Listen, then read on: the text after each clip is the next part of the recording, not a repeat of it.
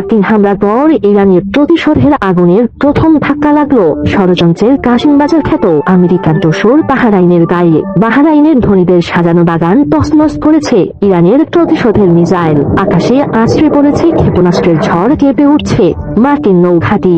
সব মিলিয়ে এক ভয়াবহ বার্তা দিচ্ছে খামেনির যোদ্ধারা। ইতিহাসের সবচেয়ে বিধ্বংসী হামলাগুলোর একটি বলে একে কঠিন প্রতিশোধ হিসেবে তুলে ধরছে আইআরজিসি। একই সঙ্গে উপসাগরীয় এই রাষ্ট্রের জন্য এটি হয়ে উঠছে পক্ষ বেছে নেয়ার নির্মম পরিণতির প্রতীক। আর এই তীব্র হামলার মুখে বাহরাইনে অবস্থিত যুক্তরাষ্ট্রের পঞ্চম নৌবহরের ঘাঁটি থেকে পালাতে বাধ্য হয় মার্কিন সেনারা। যুদ্ধবিরতির পরও এই ঘটনা স্পষ্ট করে দিচ্ছে মধ্যপ্রাচ্যের সংঘাতের আগুন এখনো নিভে যায়নি। যুদ্ধবিরতি কার্যকর হলেও এখনো স্পষ্টভাবে দৃশ্যমান যুক্তরাষ্ট্র ও ইরানের সামরিক উত্তেজনার প্রভাব। ইরানের সাথে সম্পর্কের টানাপোড়েন আর ওয়াশিংটনের পাশে দাঁড়ানোর সিদ্ধান্তের ফল ভোগ করছে বাহরাইন। ইরানের পাল্টা আঘাতে কেঁপে উঠছে উপসাগরীয় এই দেশ। স্থানীয় সময় শনিবার বাহরাইনের আকাশে দেখা যায় ক্ষেপণাস্ত্রের ঝড়। সরাসরি হামলার শিকার হয় আমেরিকার ঘাঁটি। এই ঘাঁটি মধ্যপ্রাচ্যে যুক্তরাষ্ট্রের নৌ অভিযান পরিচালনার অন্যতম প্রধান কমান্ড সেন্টার এবং যুক্তরাষ্ট্রের মূল ভূখণ্ডের বাহিরে সবচেয়ে গুরুত্বপূর্ণ সামরিক স্থাপনাগুলোর একটি।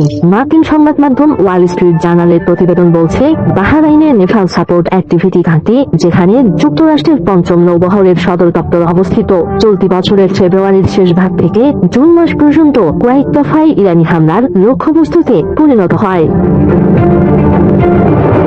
প্রতিবেদনে বলা হয়, আকাশ প্রতিরক্ষা ব্যবস্থা অনেক ক্ষেপণাস্ত্র ও ড্রোন ভূপাতিত করতে সক্ষম হলেও সব হামলা প্রতিহত করা সম্ভব হয়নি। কয়েকটি ক্ষেপণাস্ত্র প্রতিরক্ষা ব্যবস্থা ভেদ করে ঘাঁটির ভিতরে আঘাত হানে। এতে মূল কমান্ড হেডকোয়ার্টার, 1 ডজনেরও বেশি ভবন এবং সামরিক যোগাযোগে ব্যবহৃত 2টি স্যাটেলাইট যোগাযোগ ব্যবস্থা ক্ষতিগ্রস্ত হয়। তবে ক্ষয়ক্ষতির পূর্ণাঙ্গ তথ্য এখনো প্রকাশ করেনি পেন্টাগন। হামলা শুরু হলে অধিকাংশ সেনা ও কর্মকর্তা পালিয়ে যাওয়ায় প্রাণহানির ঘটনা এড়ানো সম্ভব হয়েছে।